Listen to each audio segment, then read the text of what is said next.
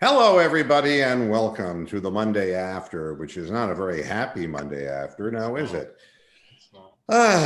Uh, I'm making sure that we have the uh, oh, I got the wrong damn address up on. Oh, that will. I wonder what. Wow, interesting. Sorry about this, folks. I got to go back into Twitter. Uh, do this again. Oh my goodness. Uh,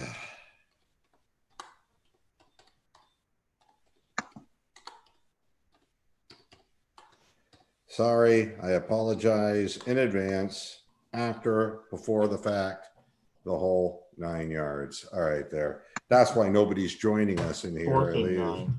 You know, sorry about this. All right. All right.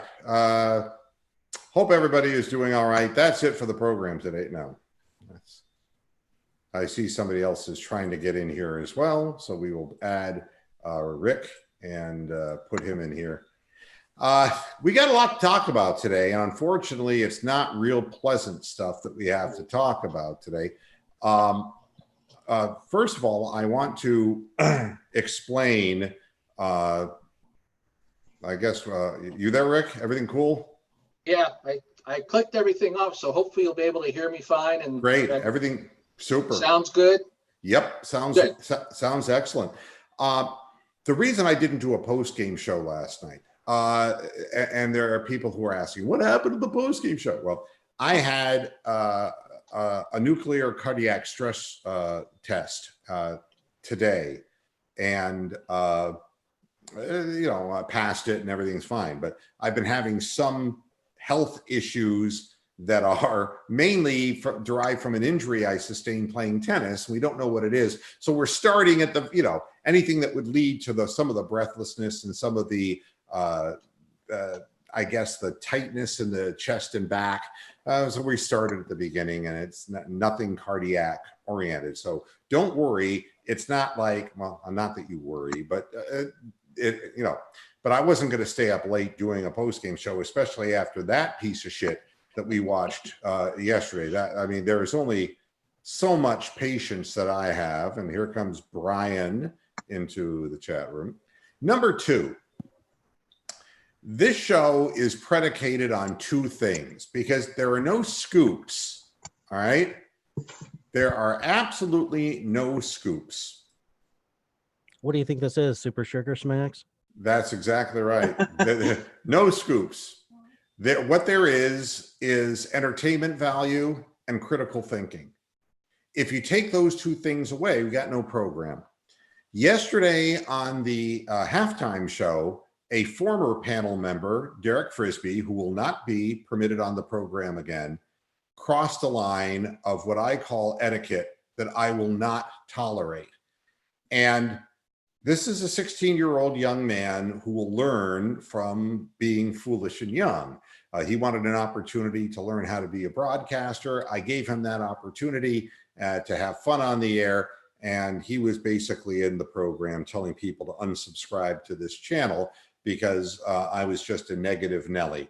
I want to explain critical thinking when you're a fan sometimes doesn't go over with some of the fanboy elements. And it's too bad because the Cleveland Browns aren't as good as they should be. All right. I mean, looking at it on paper and looking at it on the field, I don't care how much of a fan you are, you got to know that something's wrong right now. This is just not panning out. And I was pointing out at the end of the first half exactly what would happen, which was that the Rams would come out, make adjustments with Sean McVay. And sure enough, they scored 17 points in the second half, which if they had gone at that rate their whole game, they would have gotten about the 32 points that they averaged this season. All right. They made adjustments and they beat our ass in the second half. And we once again made no adjustments and didn't do dick. In fact, our defense, which was the woeful part of the injury equation, actually gave the offense opportunities with turnovers that the Rams normally wouldn't create for us. And we could not take advantage of them. So today's program is to take a look at why. You know, I'm beyond the point where I got a bunch of pom-pom waving faggoty ass fanboys. I'm more interested in the whys and the analysis of where we're coming up short here. This is not Ohio State beating Miami of Ohio 76-5, folks. This is a game that the Browns should have won based on the job that Steve Wilkes did, based on the job that the backup defensive backs did, a completely different defensive secondary than what was proposed. Due to devastating injury, we stayed in the game and we gave the offense opportunity to tie or win the game. And I believe that Mike Prefer's special teams didn't have any penalties this game. Right. I mean, obviously the defensive coordinator did his job. So, you know, I'm not going to tell you that everything is perfect in the defensive scheme. We'll get into that as the show goes on. However, if you look at it from an overview perspective, they gave this team a chance to win. The identity of this team that was described to me by Freddie Kitchens and by Monken and by, you know, was an offensive oriented, four vertical offensive scheme team. And we did what we could to bring in some good defensive linemen and an extra really good wide receiver. And we still end up the same old Browns because we have an offensive line that can't block. All right. First and foremost, that's the foundation that you build an offense on. Tom Brady would not have a 20-year career in the NFL if you put this shit in front of it. Before you get too deep, can I interject one thing? Sure. The one thing that I really wanted to interject, and I said this in the CBD chat this morning, it's a glaring deficiency not having Duke Johnson on this team, especially down near the inside the red zone. All right. He had receiving touchdowns last year. He was a safety valve receiver out of the backfield. He ran for touchdowns, and his presence was sorely lacking last night. All right. And I see that Derek is in the chat room. And yes, I said the Browns will lose. The Browns lost. All right. I'm sorry if I told the truth. Sometimes this is what it is. All right. You know, you may be proud of what your team did. I think they're underachieving. It is my job to be a critical thinker. I was enthusiastic last year in a 7-8-1 season because I thought we were overachieving. But what I'm going to tell you next is really going to blow your minds. And that is Todd Haley's offense was better than what we have this year. And I know it sounds crazy. The problem with Haley is that he didn't seem to know how to select plays. And the result was he was always choosing the wrong plays. They didn't run well. Freddie came in and he said, oh, these are the ones we run better. And he turned it around and he made the thing work. This year, nobody seems to be able to find any plays in this playbook that this team runs very well. And, you know, I guess this is what it comes down to.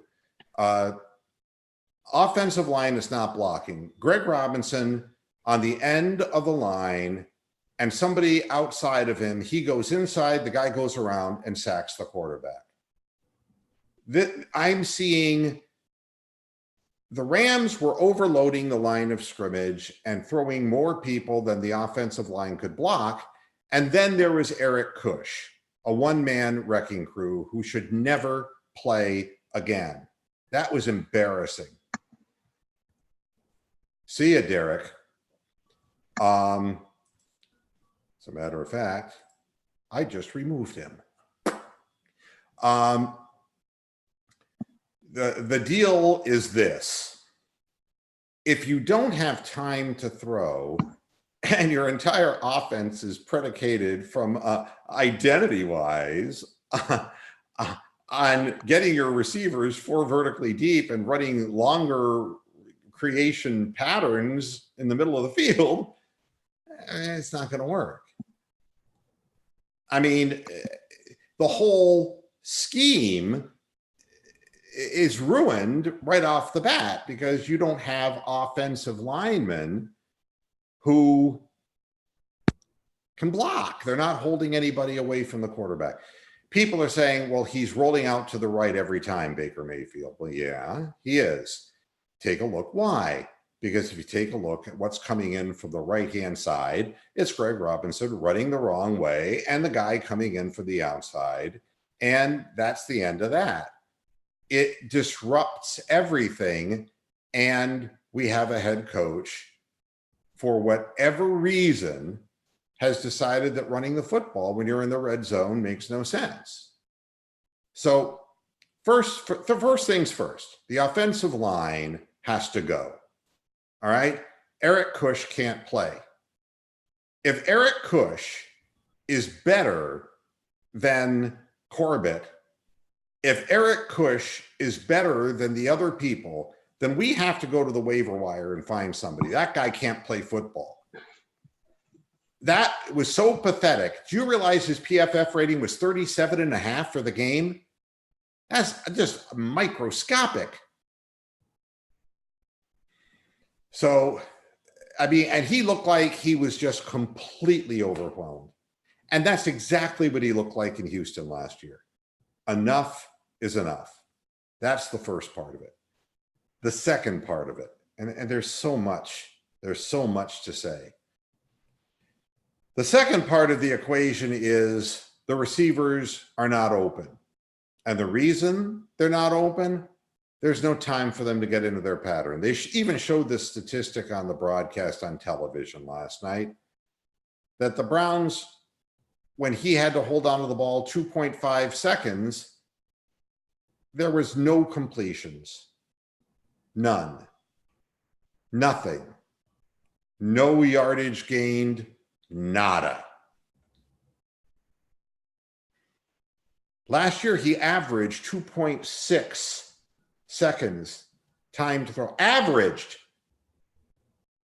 When he got to 2.5, it was like 2 for 14, and he was just getting hit and sacked. So if you're looking to throw the ball down the field, you're never going to be able to do that. And statistically, it's borne out. Third, I don't know if any of you know a person who is a gambler, who is a chronic gambler. And it's probably one of the things that is hardest for people to understand when they're in a casino and they're watching somebody and they're on a winning streak. It's like, wow, that guy's got it made. It's like, my goodness, look, he's up $10,000, son of a bitch. But the problem is you don't see the other 6 times he's down $50,000. And the loan shark said he's going to get the money. Last year, we had this vision of the freewheeling Freddie Kitchens, and everything that he touched turned to gold. He was on a winning streak. But now the gambler's gone cold. Now he's calling 4th and 9 draw plays, folks. Well, we also have a new table, a new dealer, and a new deck. Well, this is judgment. This is when you have no offensive line, if you think you're going to fool the other team into a 4th and 9 draw play, there's something wrong with your head. Here's another thing that he did. He gets to the 4-yard line. He doesn't try to run the ball once again. How many times has this happened this year already? He throws 4 passes and there's nothing open. There's no separation. There's no concept. These patterns had no business. You know, he's got Demetrius Harris in the game, who was one of the worst, next to Cush, was one of the worst blockers on the field during the course of the game. Demetrius Harris can't play. I'd get rid of him. Can't play. He doesn't catch the ball well, and he can't block. Bye-bye. This is critical thinking. This is the eye test, folks. You can just look at it and say, the guy's not any good. And so then you have to look at other play calls during the course of the game and why the empty backfields when your front line can't block. And I'll give you the answer.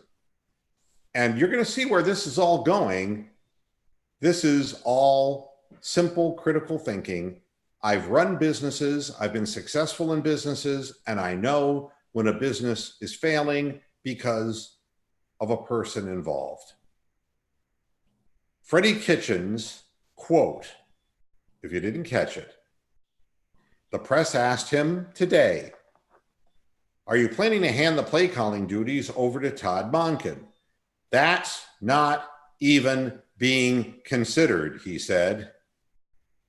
Asked why he wouldn't hand it over to Monken to see if it gets better, he said, it's me. If it fails, it falls on me. No. If it fails, it falls on Baker Mayfield's helmet, his knee, his ankle, his shoulder, his ribs. Yeah. Yep. Here's the deal, folks. That's not even being considered. You're fired. It's just that simple. I don't care what the fuck he is considering based on his ego. It's me. No, it's the results. And we're not getting the results. And your play calling doesn't make any sense. And the problem is too much too soon. And it's gone to his head. And he's stubborn. He doesn't delegate. It's over, folks. Freddie Kitchen can't do the job. If you don't delegate when you're new at a job, you have no idea how to do the job. This is the problem with the Cleveland Browns right now. We've had 3 weeks now, and he keeps saying, don't worry, I'll make it get better. So the whole idea was, I got to do what I can to get the ball out of Baker's hands faster. I got to do what I can. That's Hugh Jackson talk. We have one good drive where he's getting the ball out of his hands quick. Then the play calls go right back to the deep drops with no blockers in the backfield, and he gets beaten up like a rag doll. He didn't do his best to make things better for Baker Mayfield. After the game, they asked him, geez, Jarvis Landry was wide open on the touchdown pass that was thrown to Demetrius Harris. What's up? I got to do a better job of getting the ball in Landry's hands. This is Hugh Jackson all over again. I got to do better. I got to do better. You know something? You can't do better. How many chances do you want? You hired an offensive coordinator. It's his offense. Let him do his job. His offense was better in Tampa Bay than yours is in Cleveland this year, Freddie. That's the bottom line. Now, you might not want to hear it if you're a fanboy. But Todd Monken was not calling the plays in Tampa Bay. Well, maybe he can't then. I don't know. All I know is that Freddie Kitchens has been calling them for 3 weeks, and they don't make any fucking sense. And to make matters worse, we got nobody's getting open. But we're lining up at the line of scrimmage wrong, Brian. We don't even know whether somebody should be on the line, off the line. We're not set. We're illegal shifting. What do we practice? They don't understand. Penalties. I mean, that shows a lack of preparation or a lack of confidence in what you're doing. Absolutely. They don't know what they're doing. They don't understand the offense. They don't get it. And it doesn't matter what play you call if they line up wrong. And it hurts the team. I mean, it's, you know, you get a big play called back because OBJ comes in motion, doesn't get set. And he wasn't aware of the fact that he was supposed to be in motion. You know, it's obvious that it's Keystone Cops. People don't know what they're supposed to be doing. So, you know, all of these things, I mean, and then there's the ripple effect of these things. All right. Let me share this with you. The offense had 72 snaps. J.C. Treader, Eric Cush, Greg Robinson, Joel Bitonio, Justin McCray, and Baker Mayfield, all 100% of the snaps. Yeah, I'm looking at it, and I know where you're going with this next. You're going to say that Landry, Beckham, and Chubb and Harris were on the field either 99% of the time or 90% of the time. Yeah, I mean, you know, that's right. That's right. Landry at 99, Beckham 99, Chubb 97, Harris 90%. The defense knew what was coming. It's almost like they knew what we were going to run before we even knew ourselves what we were going to run. It was obvious what we were going to play, and we got fucking stuffed. I mean, and then Dontrell Hilliard played 11%. I didn't even see him out there. Ball never touched his hands. No, he only played one play. He only was on, that's 1%. Oh, 1%. Oh, that's right. He only played one play. Great, I isn't it? got it open on my screen. Yeah, it's unbelievable. You take a look at this, and it's like Shocking. It's shocking. And Ratley played 79%. Yeah. So you have 4 wide receivers, you know, in the game. You got, you know, but the bottom line is no, it didn't work. Yeah, so we had Landry, Beckham, Ratley, and Demetrius Harris and Chubb for the entire game virtually. And who's blocks out of that lot? None of them blocked. So you're relying on the 5 guys up front, and there's going to be breakdowns when you got people of limited talent like Cush and Robinson and all that. It's fucking obvious. I know it. Lou knows it. Everybody else probably listening knows that. So why doesn't Freddie change it? Because Freddie's being Freddie, and he thinks it's his team and not our team. Yeah, the fact is he's going to get fired by the bye week. And he's going to get fired because of his own stubbornness. That's why he's going to get fired. Because he's so afraid that if he turns over the play calling and it starts working, that he's going to look like Todd Haley. Correct.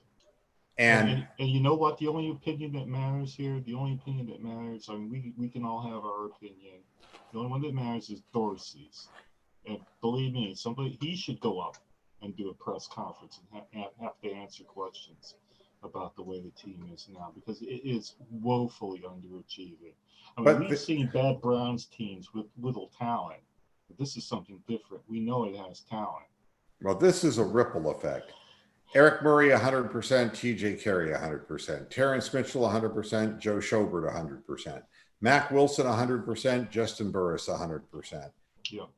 Jermaine Whitehead, 100%, and he was clearly the worst defender on the field. Yeah. Jermaine Whitehead should not be playing NFL football. He missed tackles. He gave up wide open touchdown pass. Terrible. Olivier Vernon, 94%. Miles Garrett, 88%. Ogunjobi, 80%. Sheldon Richardson, 73%. So, you know, and Jannard Avery, 3%. Yeah. You know, so you're playing all these guys, all these snaps. It's a matter of time until Freddie gets them all injured. After telling people, oh, I don't want to get him injured in preseason, he wants to get him injured now. Regular season. In regular season, right? Yeah, it's really great, isn't it? Game Pass or the condensed games, what I would suggest you do is go to that opening drive of the third quarter where the Rams bombed it down the field, 10 plays, 75 yards, whatever it was. And just look at how tired our defensive line looked during that drive, because they would cut away and show photos of Garrett with his hands on his hips and Ogunjobi, and they looked absolutely gassed right after halftime. And then, thank God, somebody must have noticed it on the staff, because Quayle came in and a few other people came in, the next time the Rams had the ball, and then they had another drive because our backups were in. But they looked absolutely dead, and this was right after halftime. What goes on during halftime? Do these players rest? Or are they just what is fucking going on with this team? Because they looked dead, and it was the beginning of the third quarter, and they should have been fresh. Now Frank V is in the chat room saying he's a first-year coach. It's only 3 weeks in. The sky isn't falling. Fix the O-line, and everything will fall into place. Well, you fix the O-line and it will help things, but if the wrong plays are being called and you're calling 4th and 9 draw plays and he's not delegating to anyone else and he's setting himself up for failure. He's saying, I'm going to do this Frank Sinatra my way, man. I'm going to do this my way. And if I fail, then I fail. And no, it's the whole organization that fails. It's every one of those players risking life and limb. They fail. He's not looking at this objectively. He's looking at it defensively. And you can't have anyone defending their own job at the expense of people who are playing for your team. It can't work. The other thing, and Mark Jones, you're right. He's bailing from the pocket, Baker. He doesn't trust the line. No, he doesn't. What he also doesn't, he doesn't trust the whole offensive concept. He doesn't trust. Baker looks absolutely miserable. I said this on Friday. He does not look happy. He's not having fun. He looks miserable. And at some point, he's going to start looking scared.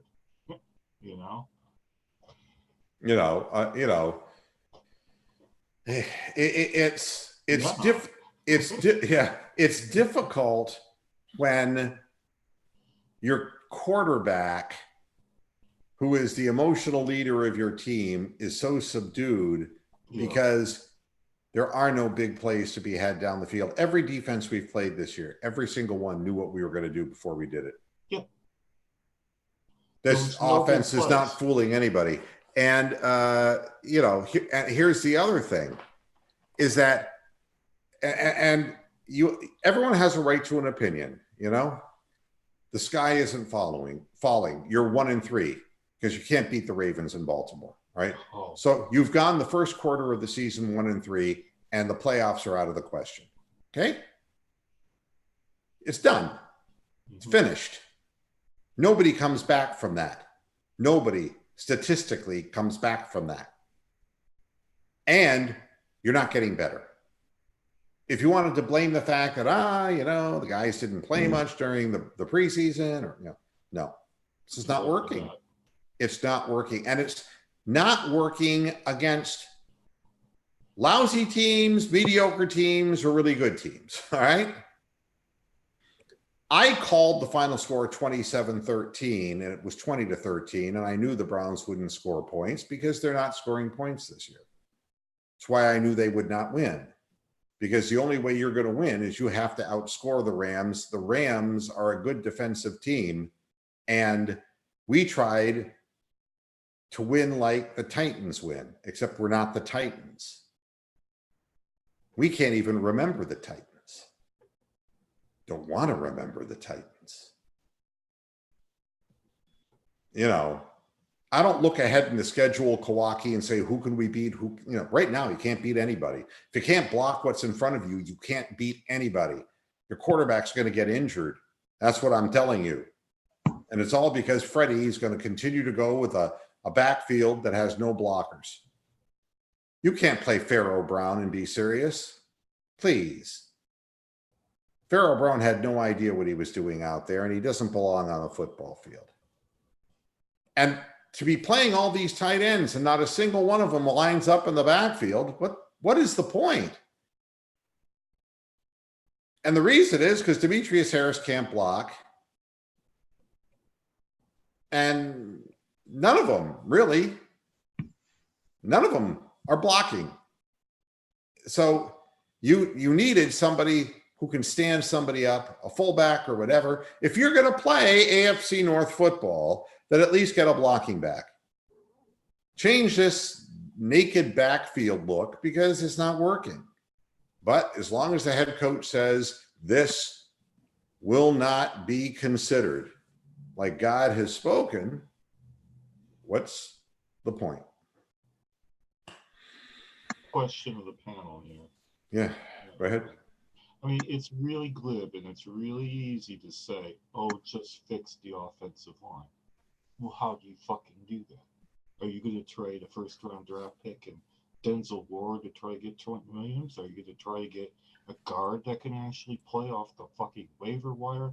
I mean, we've got assets, but we're going to have to give something up to get a guy that can actually block that Baker's going to feel comfortable playing behind. So we actually need at least 2 spots on the offensive line. How are we going to just magically fix the offensive line? Let's do a hocus. How is that going to happen? I mean, you know what's really the saddest part? The Giants got the better end of the deal on OBJ so far.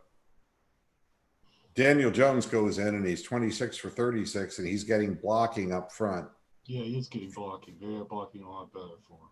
And the bottom line is that we gave up an important part, Zeitler, of our offensive line, figuring that we could just get away, you know, with it's just like the Indians and the way they think that they can just get away with Jordan Luplow. You know, they think they can just get away with mediocre players. And, you know, you knew that Greg Robinson, his history was tainted as far as his skill level.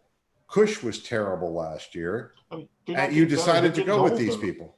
They're getting older. They're not getting better. I mean, they're getting hurt. So yeah, and I mean, and Austin Corbett must be the worst player that God's ever seen, or he pissed somebody off, because it's hard to believe that he's worse than Cush. I want to see that with my own eyes. I know, I really do. You're making a good point here, because he was drafted 33rd in the draft, something like that. And we never see him play. And I remember when Desmond Howard fucked up, and it was like, oh God, Greg Robinson. Greg Robinson looked like, you know, he was butter compared to Desmond Howard. He was great. Hey, let Austin Corbett try. He can't be, if he's as bad as Cush, you just got to overhaul the whole thing. But, you know, something's wrong somewhere. If you think that Cush guy is good enough to start on your football team, or even good enough to be on the field, that's just fucking crazy. Just crazy. And now we're getting this, and this is all part of the ripple effect, you know? In Cleveland.com, headline, look for Browns coach Freddie Kitchens to let it rip against the Ravens. What's he got to bend over and moon them and crank one out? I'm not looking. Maybe he'll hit Harbaugh in the head with a football in pregame. Yeah, shoot it out of his yopa. Yeah, I mean, what the hell? I mean, Freddie's going to cut the cheese. Doesn't that make you feel really good? And how could he let it rip against the Ravens when there's no protection? I don't get it. And this article says, well, remember when he said he was going to run the wishbone and he did? It's like, oh God, gimmick boy. All the talent that we have that we put our money into, all of this. And this is what your analysis is, Cleveland.com. We got to let it rip by running The wishbone. Yeah. Make a wish that you get a better offensive line. You can't be serious. I mean, you know, Jarvis Landry, as he exited the locker room, stopped and told his coach, this is still going to be a hell of a team. And then Kitchens promised Landry he'd put him in a better position to make plays next week. What was wrong with the first 3 weeks? I'm tired of hearing it. Like a make a better position for my players. I'm tired of that shit. Just don't I mean- bother saying it. We are who I think we are. We got a guy who's just a stubborn Southerner who won't give it up. And he's going to bullshit his way, just like the last guy bullshitted his way. I promise I'll put you in a better position. Yet in the last 3 weeks, he hasn't. Anybody see what Baker's face looked like when Kitchens told him to run the draw on 4th and 9? I mean, you know, how can he go back to the huddle and tell them with a straight face, guess what we're running now? Yeah, well, he should have audibled out of it. Yeah. I'm dead serious. I mean, so for what I've seen, Freddie can't get discipline from anyone anyway. Nobody's obviously listening to him anyway. I mean, you can't run that play. That's just insanity. You know, and so the point of the article is we got to get back to a creative, rhythmic, fun offense. Never had that. We never had a creative, rhythmic, fun offense. It Fun. wasn't even like that last year. I mean, does Bill Belichick say, my defense has, or my offense has to be fun? Actually, it was like that twice last year, and both games it was against the Bengals. Other than that, I not just wanna really. say, my name is Mumbles, and I just want to see how much fun we're having on offense. Don't you see how I instill fun as the primary criteria? On my Cincinnati. offense. That's who we need to be offensive coordinator. Stephen Wright. There I we mean, go. nobody really believes that Sean McVay's offense. I mean, he doesn't even go for it on 4th and 1. You know, it's just all set up and very, relentless and very precise, right? There's no fun in that offense. I mean, what kind of fun was there in the Steelers offense when they were winning every year? What kind of fun is there? That is the most pathetic, lame-brained analysis I've ever seen in my life, that the answer is to delve further into a bag of tricks when the brick and mortar, the foundation isn't there. That's just complete insanity. Rick's got a hole in it. Yeah, I mean, 40 minutes in, we haven't had the Moohead Show catchphrase, which is ass rape. Now, the reason why I bring up ass rape is because that's what's going to happen to us next week against the Ravens.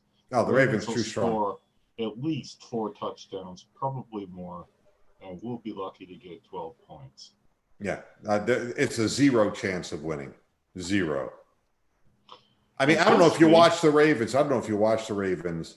What a great football game that was. That was the two best teams in the AFC duking it out there. Yeah, I think the Ravens are actually better than the Chiefs. I think they were just a little bit unlucky in that game. Well, I mean, but they did give. I mean, you can see how good Mahomes is. The offense is very good there. Their receivers get open and all that kind of stuff. You score 33 or whatever points they scored against that defense, you've done a hell of a job. But the fact that Baltimore did not, back down and really stayed with them every step of the way will tell you how far they've come in a short period of time, and how their new system is being embraced and is making the people look better in their scheme, as opposed to having to apologize to Landry and say, "Well, I promise I'll do better to get you the ball." Pathetic. Harbaugh didn't let up on the gas either. He was going for 2-point conversions virtually the whole game. Yeah, I mean, I guess. Well, imagine this: they would have been close to tied if they had kicked those 3 extra points with the Chiefs in Kansas City. Now, here's something else that'll merely make you wonder. The question that was asked of Kitchens. What about up-tempo offense that we use, that one scoring drive? Why can't we do more of that? Here's the answer from Kitchens. And if you're comfortable with this, that's all good. We did it against Baltimore last year, the last game of the year. Yeah, it's probably coming for them. I don't know that yet. I've not started looking at them. Well, that makes me really feel good. We feel very comfortable doing that. We'll see. We felt like we had them on the ropes a little bit with a couple of those tries. We just wanted to keep moving the ball. So, in other words, why did you stop doing it? Because I did not consider it. I'm in charge here. Fire him now. I was early on the curve on Hugh, and I know business, baby. This guy is not interested in doing things any other way but his way. And it's going to bring the organization into the ground. And all he's going to do is assure himself that he'll just be another Browns former coach who never becomes a head coach someplace else.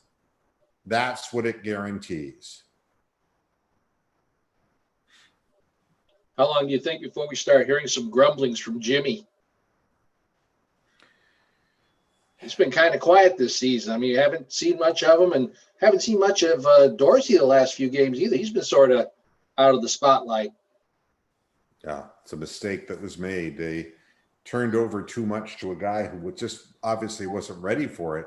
And the real problem is that he's not willing to let go and delegate. And it's going to be a huge, huge problem. Steve Wilkes is the next coach. I mean, and here's this, for not calling one run inside the 4-yard line, right? Here's what Kitchen said. I should have called more of a direct run. That's all I will say. No, it's not enough. That's lousy judgment. Maybe he thinks he's giving away secrets if he elaborates more, huh? A real deep thinker. Him at his manufactured home. No, maybe if he said, we're going to look at the tape. No. See, what it is you constantly open yourself up to those fucking retards that we call a fucking press, and then they nitpick. Fuck them. Give your answer. Fuck them. I'm a member of the press, and I'm calling them out because that's not an answer. That's all I will say. I should have called more of a direct run. Yeah, but but you're also not Tony Grossi and Mary Kay Cabbage for fucking brains. But if somebody sauerkraut of Northeast Ohio. If I got that answer to a question, I should have called more of a direct run.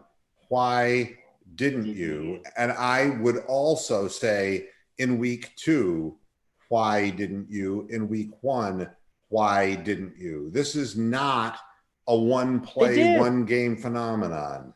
They did. They gave the ball to Hilliard.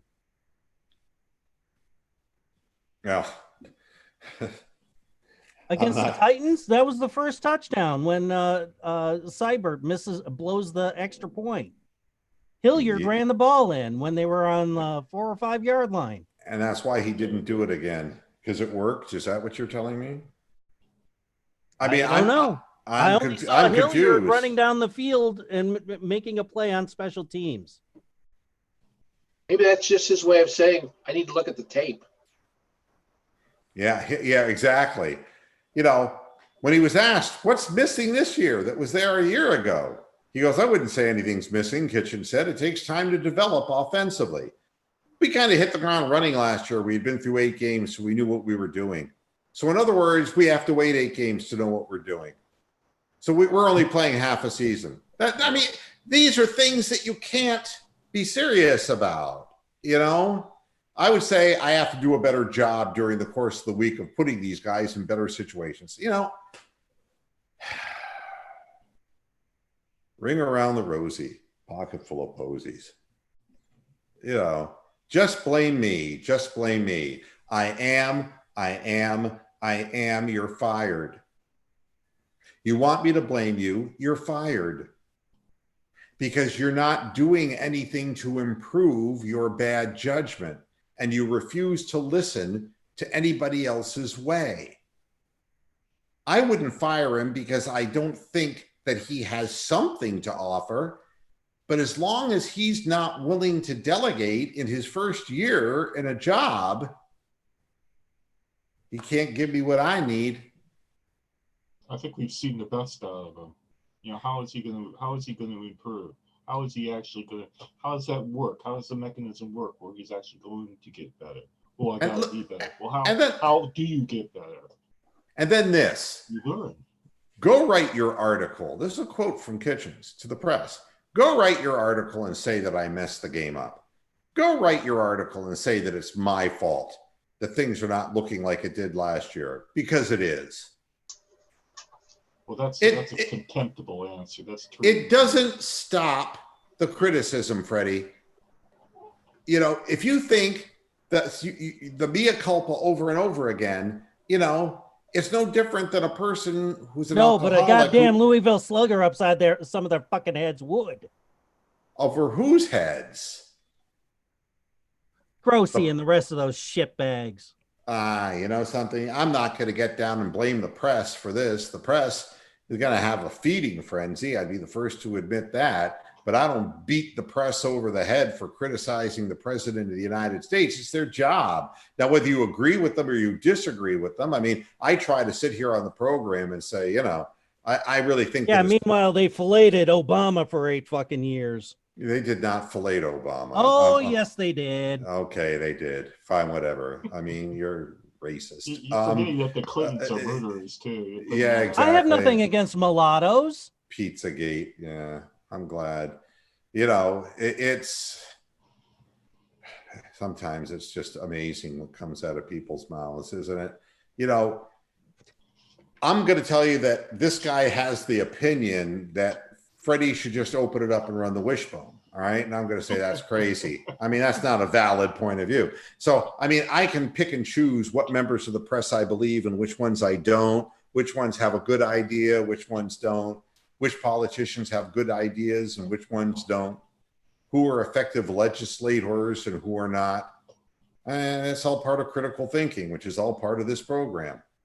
But you see, we lack critical thinking in this country because if you're on one side, everything that they do is right. And if you're on the, you know, and anyone who's not on your side is automatically wrong. That's what we're dealing with in Brown's land with the fanboys and then the critical thinkers. Critical thinkers see what's wrong on both sides of the fence. And if you can't see both sides of the fence, you're blind. Then your point of view is invalid.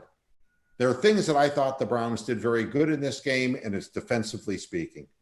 But offensively, I can't think of a damn thing they did that was good. They can't block up front. The play calling was bad. Other than Chubb was still running the football into the fourth quarter for a change. Yeah, I mean, well, what else were they going to do? I mean, the quarterback was going to get crippled, you know. But again, I like to be able to say we did this well, you know, and you know, I think we hid our defensive secondary weaknesses as long as we could, but a good coach exploited it, and they scored 17 points in the second half. Those are the facts, you know. Those are the facts. Can we hear a bit from Rick? We haven't heard much from you at all, Rick. So yeah, what do you say? I think he's just acting this way because he's trying to prove to the hierarchy that, you know, they made the right decision by giving him this position. I think his plate's too full. And seems like we get down to the 20, we turn the red zone into a dead zone. We just, you know, it's like you get down to the 4-yard line and you came and conceive of a running play that might actually get you over the goal line. Can't all be passing. And then as soon as you flush Baker out, you know you don't have to worry about half of the field because you know he's always going to head to the right side. So it would seem OBJ, now this is an interesting circumstance. He's saying, well, we're not the Rams yet. You know, they're a finished product, and we're not. And he said, you know, with new coordinators, new personnel, the Browns are aspiring to be the well-oiled machine that the Rams are. But you see, you know what the problem is here? McVay finished second in the NFL in scoring last season. His offense first in 2017. That was his first season as head coach. He's been doing it since he came into the league. I don't know what makes anyone think that this group of people is the right assemblage. We're going to find out. You know, the bigger plays are made because of a tighter offensive scheme. I mean, it isn't that Jared Goff is a better quarterback than Baker Mayfield. They're very different quarterbacks. But, you know, when he was presented with third down in the red zone, he got touchdowns, not field goals, right? He found Cooper Kupp with 12:48 left in the game. Remember that one? The second touchdown pass of the night? That put him up 17-13. Yeah, Whitehead wasn't even on the screen on that shot. No. he was like flailing 5 yards behind. You know, and OBJ saying this Rams team has been together. They know what plays, when you do this and when to do that. It's just what they've done. They didn't get to the Super Bowl by luck. All right, let's analyze that a little bit deeper. He's saying that the Rams do this. Well, why don't the Browns do that? Well, obviously, because they're more comfortable in their system, is what he's saying. Yeah, exactly. So why either the problem is the players don't know the system because they don't want to know the system, or they can't know the system. So which is it? Do they don't want to know it or can't know it? And Beckham saying it's incumbent upon the receivers to stay alive to give Mayfield a chance to make plays. No, he has no chance because by the time you're that far down the field, his time is up. Yeah, he can't see them that far down the field, you know? You know, the Browns were 1 of 4 in the red zone, failing to punch it in, despite having first downs for the 17, the 9, and the 4. That's the game. We did not turn the ball over. We got 3 quality turnovers. That's from right. Our defense. We did not turn the ball over, and we got a measly 3-point field goal out of that. We had no momentum whatsoever. When you get a turnover, and those were great turnovers, like Myles Garrett and TJ Carey, they should have changed the momentum of that game. Instead, our offense came out and laid this gigantic turd about this size and managed 1 field goal. Yeah. And you know, Beckham said it's tough to be successful with Aaron Donald wreaking havoc. Well, he didn't wreak havoc in the first 2 games, or in the last 4 games he's played, he didn't wreak havoc. But against Eric Kush, he wreaked havoc. All right? That's all I'm going to tell you. Yeah, he'll beat up on crap players, yeah. I want to see what Aaron Donald does in the coming weeks. That's going to tell me a whole hell of a lot more about Eric Kush than it is about Aaron Donald. All right? I think Dorsey needs to make a big trade to trade one of our top defensive guys for an offensive line. Because otherwise, we're going to be 4-12. Yeah, because the second half, remember when earlier in the year we thought the second half of the schedule was looking easy? Well, maybe it is if we play Pittsburgh and Cincinnati now. But I tell you what, the Cardinals are looking better. The Buffalo Bills are fucking good this year. You know, Denver's Denver, and the Cardinals are getting better. So, you know, maybe guess we can circle that Miami game, huh? Yeah. We could beat Miami at the moment. Yeah. And maybe the Bengals. Beckham said he wanted to catch the game-winning touchdown pass, but he was doubled on the final 4 plays of the game from the Rams 4. Yeah, I mean, their defensive coordinator knows who can hurt him, you know, and it's not Demetrius Harris. I mean, yeah, and for full disclosure, we did have 1 turnover the last play of the game. Yeah, the interception. That didn't matter because that was when you 4th down. But you want to know what's amazing? What's amazing? OBJ was not Mayfield's first read on any of the 4 plays. He was a fucking decoy. Now you're telling me that this is the head coach you want? This is the play calling you want?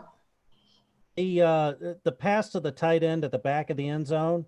Yes. He could have actually hit Jarvis right at the goal line. That's right. Yeah, no, that's. I don't remember. That was either first or second down, but the ball that skipped right through. Was that Demetrius? Whatever. Demetrius, our man. Number 88. Yeah, that's Harris. Yeah, when the ball skipped right through his hands, he had Jarvis where he could have put the ball right out in front of him and it would have been an easy snag and a And touchdown. OBJ is already talking. He cautioned the Browns that they'll have to overcome his constantly being double teamed. I mean, they don't have receivers who are going to hurt anybody right now, and the quarterback doesn't have time. Well, we've all said this about Higgins being out on Friday. What a catastrophe that is, because Higgins is Higgins, and it's the only one Mayfield seems to rely on. And At least he's comfortable throwing it to. Exactly, because he knows where Higgins is going to be. He's not going to try some little fancy little move in the middle of the pattern to get open, when Higgins is going to actually just run the route, and Baker can throw the ball, and I think that Higgins is actually going to be there.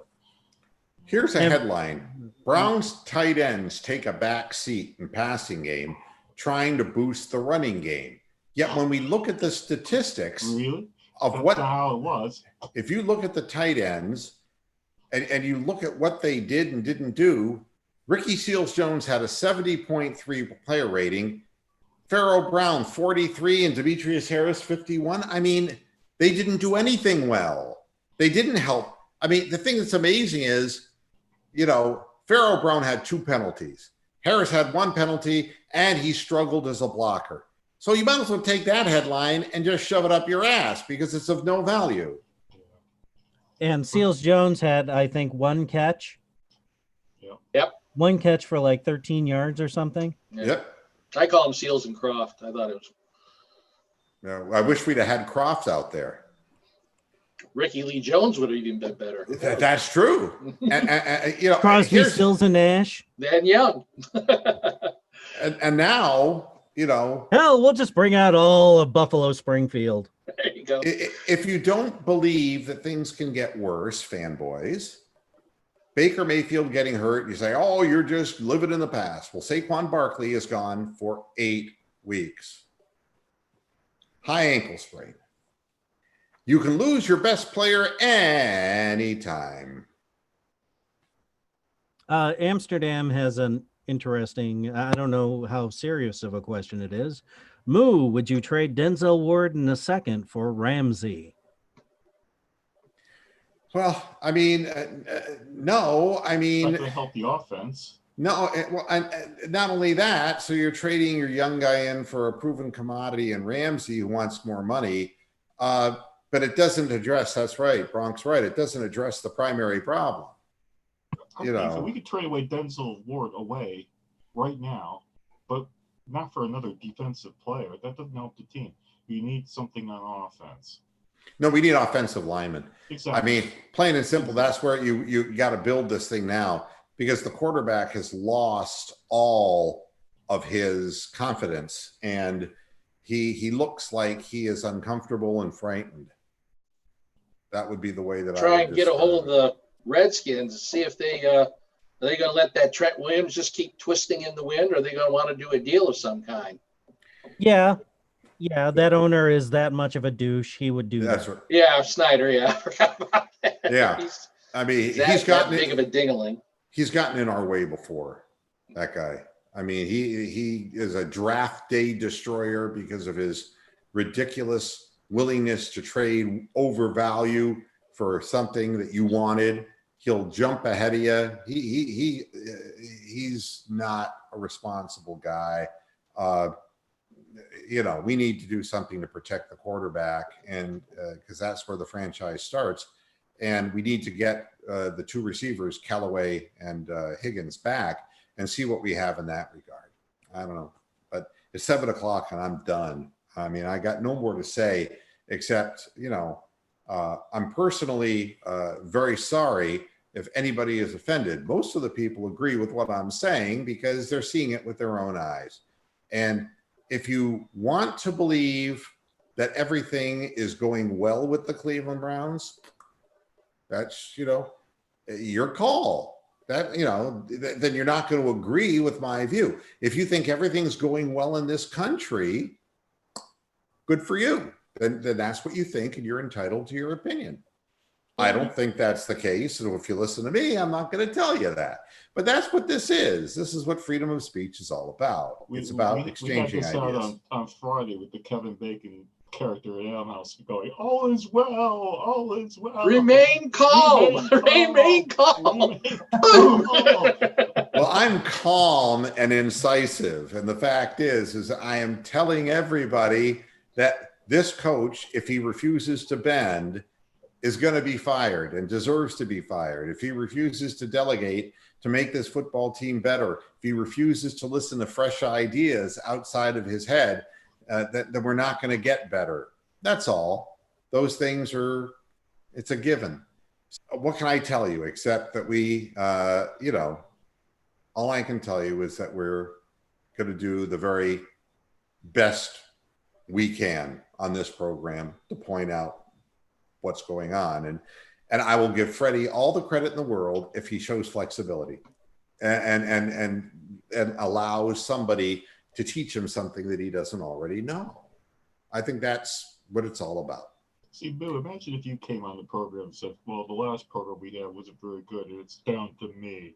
I've got to make the show better. Imagine if you started off like that for 5 minutes. Yeah, or somebody who comes into the program and says, hey, everybody, unsubscribe to this program and come to my channel. It's like, there you go. Yeah, what can I tell you? People who are in it for themselves are in it for the wrong reason. This is why football's team sport, all athletics are team sports.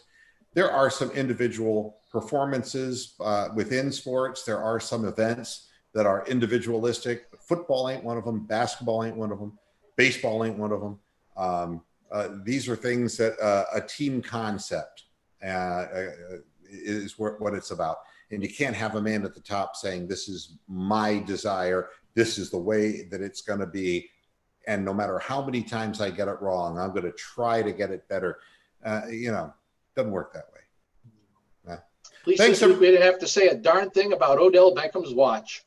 That's nothing at all. Not even Timex? Nope. Don't know. No, they were double teaming that watch.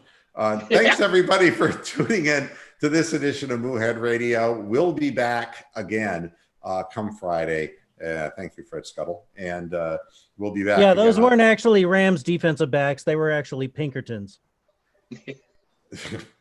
And we'll be back again on Friday at 6 o'clock to talk about what's going to happen on Sunday, which I'm not all that interested in. But does anybody even want to watch this game? Well, we have no choice. Until Friday, hasta la vista, Pasture Heads. Good night. Bye, everybody.